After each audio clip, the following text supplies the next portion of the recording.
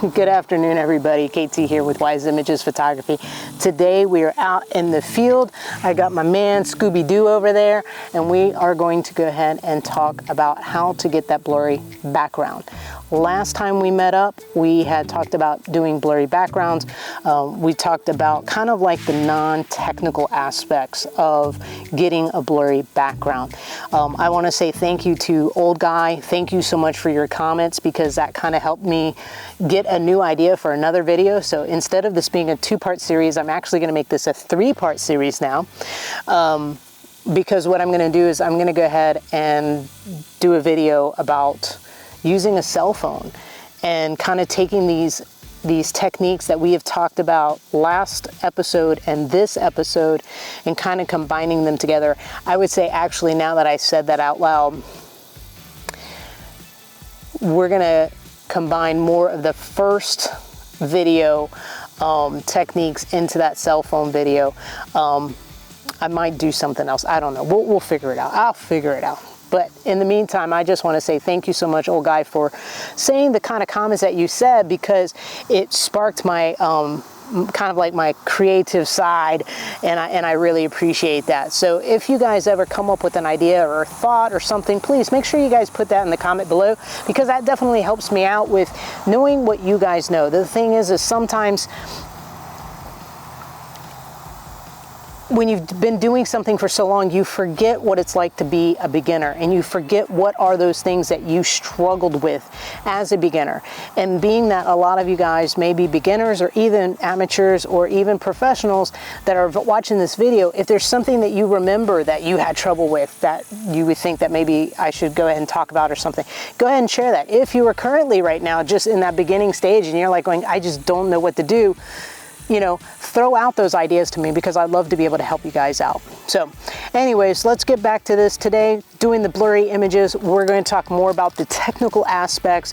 We're going to talk about aperture, and we're going to talk about lens compression. So without further ado, let's get going.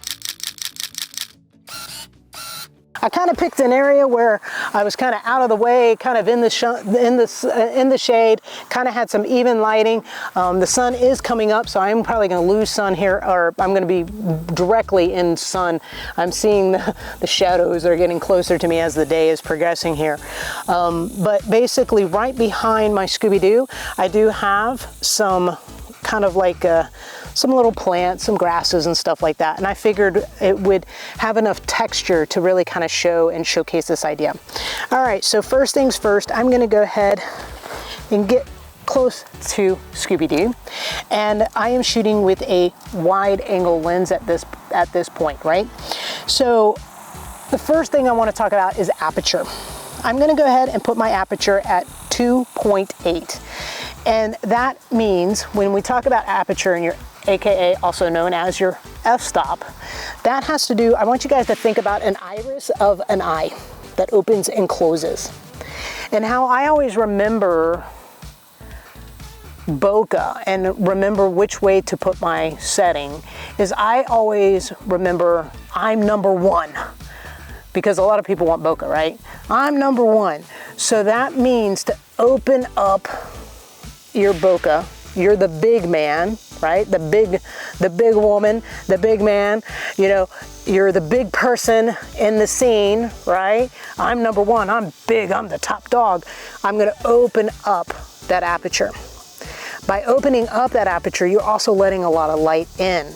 And so that is what is going to give you that bokeh. The other thing though is when you do open up that aperture, sometimes it is harder, because when you're focusing on a subject, it starts to make things blurrier faster, okay? So sometimes it's hard to shoot with a wider open aperture. Now, when you close down your aperture, you're going to go into like an f11, 15, 16, 22. And so it's going to close everything down, and it's also going to make everything darker, and you're going to have less bokeh.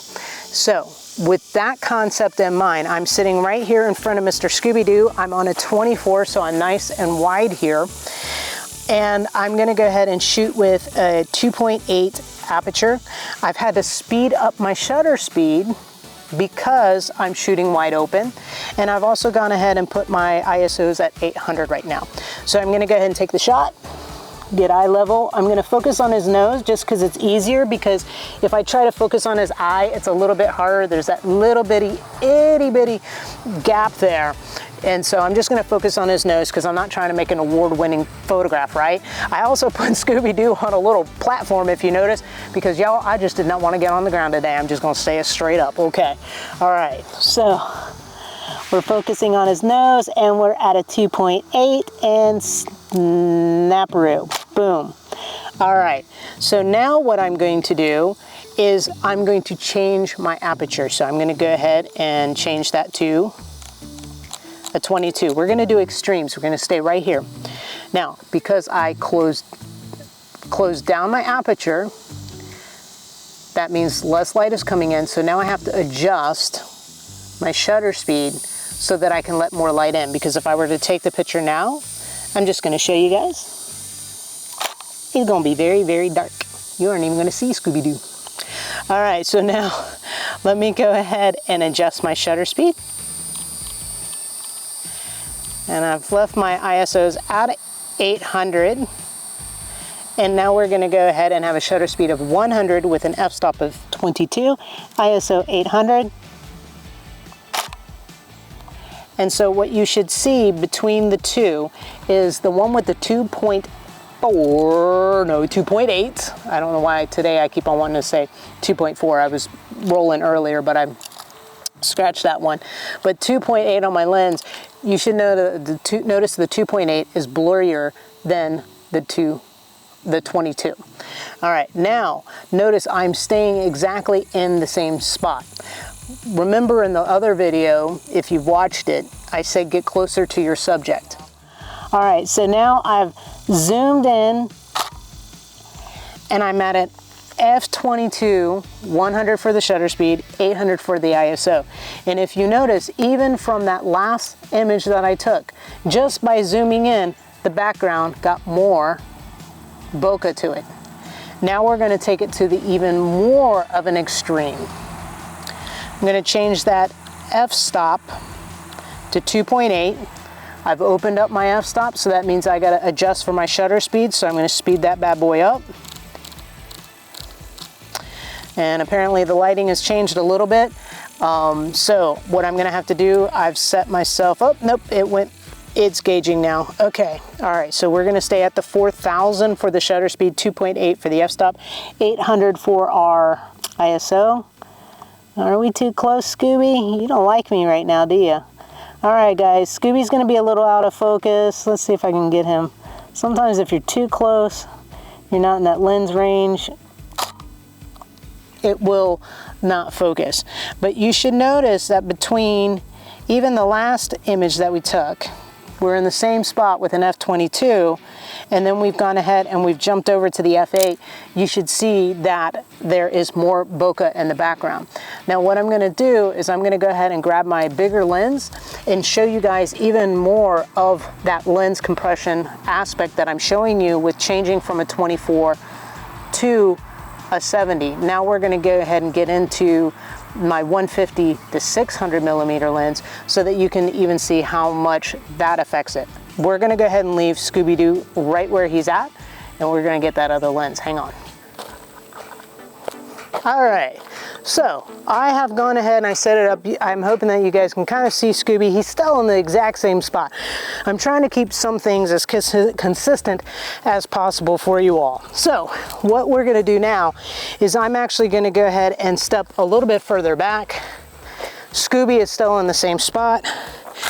And what we're gonna do is, this lens is actually, it's a 5.6 if I'm correct. Let me try to see if I can find it. I got the covers on it. What is this? I want to say, okay, yeah, 5. All right. All right, so this is my Sigma lens. This is a 5 to 6.3, and it is a 150 to 600 millimeter lens. So what I'm gonna do is I'm gonna go ahead and sit down here. All right, so I'm at 1600 on my ISOs, 4000 for the shutter, and 5 for my f-stop. So now you will see the bokeh level there.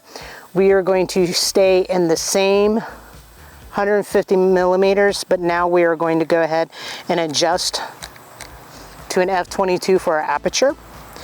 Obviously, I've closed down the aperture, so now I need to slow down my shutter speed, so I'm going to adjust that. And it looks like we're sitting at about 250. I'm going to sit with that 1600 ISO. I'm not even going to adjust that. So you should see between the last shot we took with a f-stop of 5, you should see that it should have more bokeh than this one. Now, what we're going to do is we're going to take that concept of moving in closer to your subject.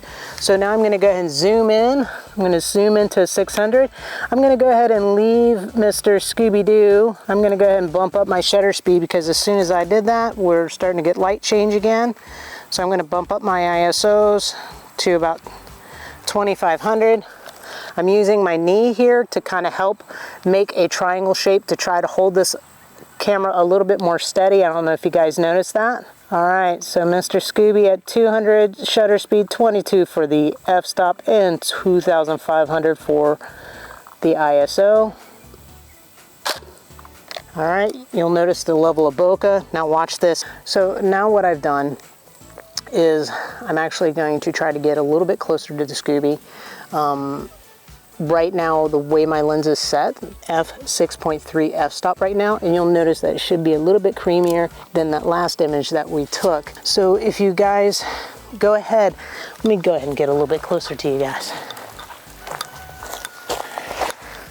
All right, well, I hope that today's video has helped you out, and I hope that when you watch that other video and you learn about the other 3 concepts and you take today's concepts, and when you combine all of those concepts together, you can get that nice creamy background that you are looking for. So understanding both sides is always good. And like old guy had mentioned, is these techniques that even though I talk about birds, he's absolutely right. You can take these techniques and use them in your daily life to make your photos so much better, just even when you're photographing your family. And people will be amazed by your skills if you take some of these tips and tricks that I've shown you. But anyways, I hope they've helped you. Give it a thumbs up if you thought this video was cool, so that it pushes the algorithm a little bit. And also, I just want to let you guys know that the upcoming 2025 calendar will be coming soon, so stay tuned for that. As soon as it is released, I will let you guys know. Thank you so much for tuning in. Remember that you are awesome. Have a fantastic rest of your week, and I'll see you later, alligator. Go into the second part of how to make blurry images, making that blurry, not blurry images. We don't really want blurry images, but we can take the camera off the tripod. Maybe. Y'all do not need to see this face. Why is this not coming off? Oh, because you stuck this in there wrong. Y'all, I'm like sweating like a pig. It is time to get out of here. See my shade? I was losing my shade here. It started probably, it was that black spot, that black railing right over there. That's where it was when I started. And look how much shade. See here? This is a photography tip for you guys. Look up there. See? Sun's starting to come through. But see, I was able to stay in the shade, stay in the even lighting because I was using the trees as a shady spot. And that's one of the things that I talk to you guys about. Like, sometimes, can you keep on shooting in the middle of the day? You can, you just gotta get in the shade. So you can use trees, you can use buildings, all sorts of things. So that's a little bit of a bonus tip for you guys, you know, how you can keep on shooting. And another little bonus tip that I'm gonna show you guys is sometimes when I'm photographing people and I am shooting in an area like this, I sit there and I take my hand. And what I'm doing with my hand is I'm actually looking to see if there's any spots on my hand. And if there's no spots on my hand, that's where I put my client. And then that way I don't get spotty faces. So anyways, that is an extra bonus tip for you guys. All right, have a wonderful day. I am going to go home and get some water because it is hot out here. Thank goodness it's fall, but even in fall time in Florida, it is still hot. All right, guys, see you later.